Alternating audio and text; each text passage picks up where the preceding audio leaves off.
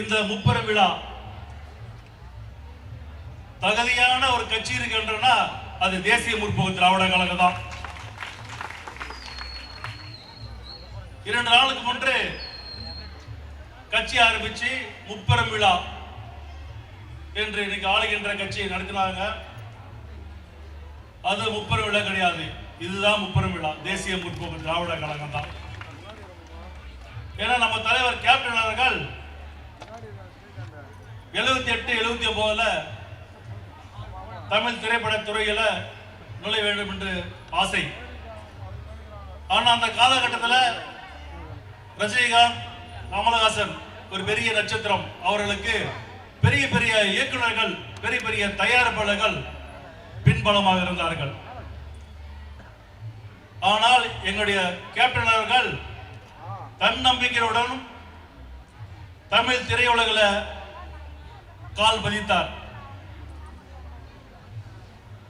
தமிழ் துறையிலே, தமிழ் திரைப்பட துறையிலே 10 ஆண்டுகளில் 100 திரைப்படம் நடித்த ஒரே நடிகர் என்றால் அது நம்ம கேப்டன் மட்டும்தான், வேற யாருமே கிடையாது.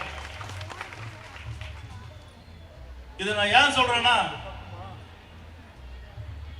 அவர் மேல மக்கள் அந்த அளவுக்கு பாசமும் அன்பும் வைத்திருந்தாங்க. அன்னைக்கு அவருடைய படங்களை பார்த்தீங்கன்னாக்கா முக்கியமாக பெண்கள் ரொம்ப பிடிக்கும். பெண்களை பொறுத்த வரைக்கும் கேப்டன் அவர்களை தன்னுடைய சொந்த சகோதரராக, தந்தையாக பார்த்த ஒரு நடிகர். வேற எந்த நடிகருக்கும் அந்த தகுதி கிடையாது.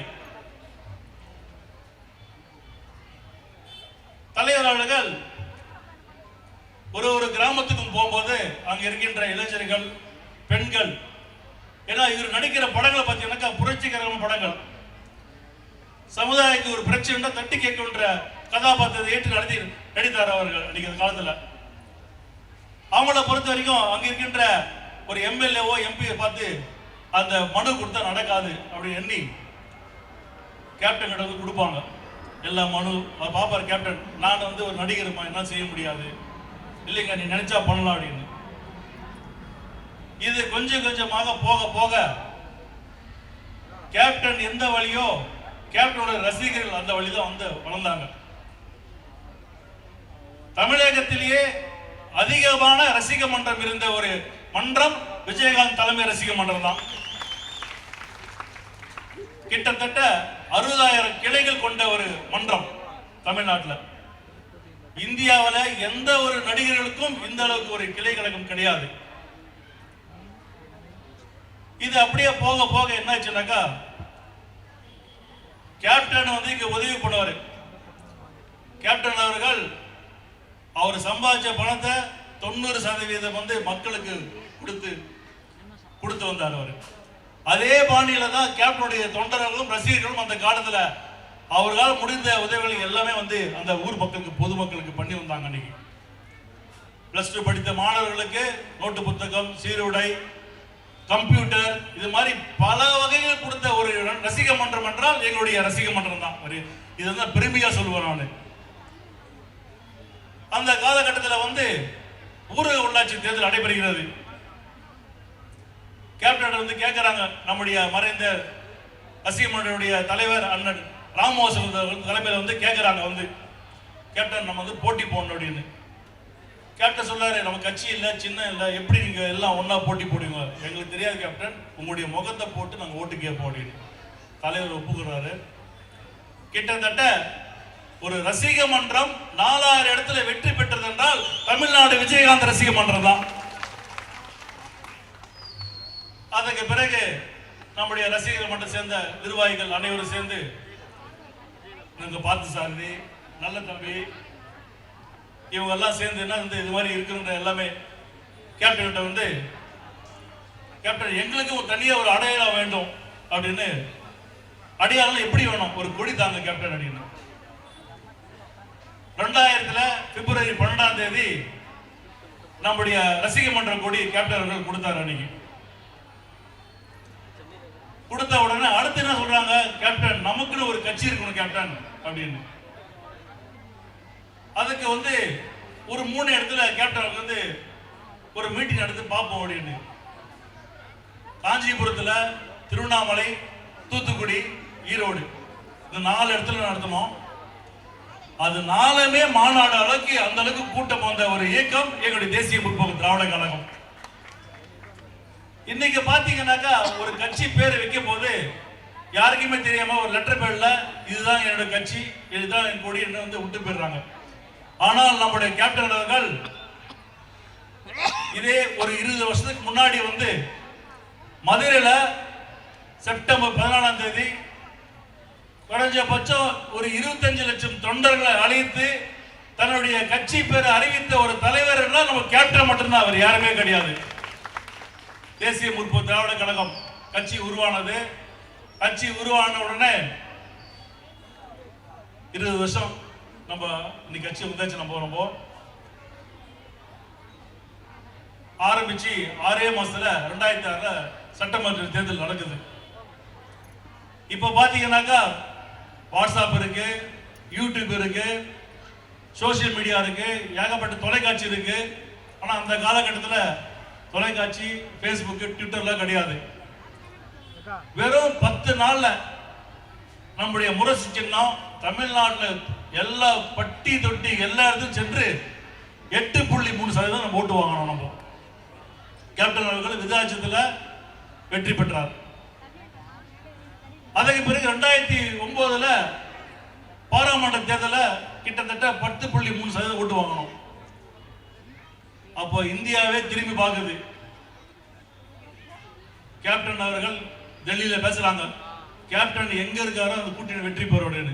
தமிழ்நாடு ஃபுல்லா பேசுறாங்க, ஆளுகின்ற கட்சி எதிர்கட்சி எல்லாமே பேசுறாங்க. அப்போடைய மதுரை சேலத்தில் வந்து நம்ம கேப்டன் அவர்கள் மாநாடு நடத்துறாரு. கட்சி தொண்டர்கள் அழைத்து கூட்டணி போகணுமா, யாரோடு போகணும் அப்படின்னு. நல்லா தேதி ஞாபகம் இருக்கு எனக்கு. ஜனவரி 10ஆம் தேதி 2011 சேலத்தில் மாநாடு நடக்குது. அங்க இருக்கின்ற ஒட்டுமொத்த மக்கள் தமிழகத்தில் திமுகவை வீட்டுக்கு அனுப்ப வேண்டும் என்றால் அதிமுகவுடன் கூட்டணி வைக்க வேண்டும் என்று கட்சி தொண்டர்களுடைய வேண்டுகோள் கேட்டு 2011 கூட்டணி வச்சார் கேப்டன் அவர்கள். அப்போ 2011 அதிமுகவுடைய பொதுச் செயலாளர் மறைந்த முதல்வர் செல்வி ஜெயலலிதா இல்லத்துக்கு கேப்டன் கூட நானும் போறதாக போயிட்டு வந்தோம். அப்போ அந்த கூட்டணி பேசும்போது பேசி எல்லாம் முடிஞ்சது. கேப்டன் சொன்னாரு அந்த அம்மையாரை பார்த்து, இந்த கூட்டணி மக்கள் விரும்ப கூட்டணி, 205 தொகுதியில கண்டிப்பாக இந்த கூட்டணி அமோக வெற்றி பெறும் அப்படின்னு கேப்டன் சொன்னாரு. கேப்டன் சொன்னது போல 2005 2011 தேமுதிக அதிமுக கூட்டணி அமோக வெற்றி பெற்று அந்த அம்மா முதலமைச்சர் ஆனாங்க. கேப்டன் அவர்கள் எதிர்கட்சி தலைவர் ஆனாரு. இந்த நிகழ்ச்சி முடிச்ச உடனே அந்த அம்மா வந்து தாஜ் ஹோட்டல்ல வந்து நாங்கள் பேசிட்டு இருக்கோம். கேப்டன் கேட்கறாங்க, என்கிட்ட கேட்கறாங்க, கேப்டன் எப்படி சொன்னீங்கன்னு. இது வந்து மக்கள் விரும்ப கூட்டணி நம்ம அமைச்சோம், மக்கள் வந்து இன்னைக்கு வந்து ஆசைப்பட்டாங்க, திமுக அனுப்பணும் ஓட்டு போட்டாங்க, அதுதான் நான் அன்னைக்கே சொன்னேன். நீங்க சொன்னது போல நடந்தது கேப்டன், ரொம்ப நன்றி அம்மா அன்னைக்கு பாராட்டாங்க கேப்டன் அவர்களுக்கு.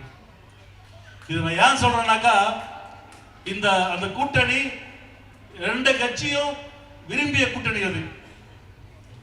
அதுக்கு பிறகு 2006 இன்னைக்கு எல்லாமே பேசுறாங்க கூட்டணி ஆட்சி வேண்டும் அப்படின்னு. கூட்டணி ஆட்சியை வந்து முதலாக வரவேற்றது நம்முடைய தலைவர் தான், கேப்டன் அவர்கள் தான். 2016 மக்கள் நல கூட்டணி அண்ணன் திருமாவளவன் அவர்கள், வைகோ, ஜி.கே. வாசன் அவர்கள், இடது கட்சி 2 கட்சிகளும் சேர்ந்து அந்த மக்கள் கூட்டணி நம்ம வந்து அமைச்சர் நம்ம. ஆனால் அது 2016 அது எடுபடவில்லை. 2021 அதிமுக கூட்டணியில தேமுதிக தொடர்ந்து இருந்ததால் இன்று அதிமுக தான் அண்ணன் எடப்பாடி அவர்கள் கண்டிப்பாக தமிழகத்தில் முதலமைச்சராக அதிமுக தொடர்ந்து 3வது வெற்றி பெற்றிருக்கும். அது ஏதோ அன்னைக்கு நடந்த விஷயத்துல அது முடிஞ்சு போச்சு. பின்வரும் காலங்கள்ல வந்து வருகின்ற ஊரக உள்ளாட்சி தேர்தலில் தேமுதிக அதிமுக அமோக வெற்றி பெற்று மீண்டும் 2026 அனைத்து இந்திய அண்ணா திராவிட முன்னேற்ற கழகம் தேமுதிக அமோக வெற்றி பெற்று அண்ணன் அவர்கள் எடப்பாடி அவர்கள் தமிழக முதலமைச்சராகவும் எங்களுடைய தேமுதிகவுடைய பொதுச் செயலாளர் எங்களுடைய சகோதரி திருமதி பிரேமலதா விஜயகாந்த் அவர்கள் தமிழகத்தினுடைய கேப்டனை போல எதிர்கட்சி தலைவராக மீண்டும் வருவார் என்று இந்த நேரத்தில் தெரிவித்துக் கொள்கிறார்கள். ஏன்னா இன்னைக்கு நடக்கின்ற ஆட்சி பாத்தீங்கன்னாக்கா எங்க பார்த்தாலும் கொலை, கற்பழிப்பு இதுதான் நடக்குது. டிவி பார்த்தாவே பாத்தீங்கன்னா எப்படி நாங்க வந்து ஒரு 40 வருஷத்துக்கு முன்னாடி எப்படி பெருமையா சொல்றோம், நாங்க தமிழகத்துல 56 கிளைகள் எங்களுக்கு இயக்கம் இருந்தது அப்படின்னு.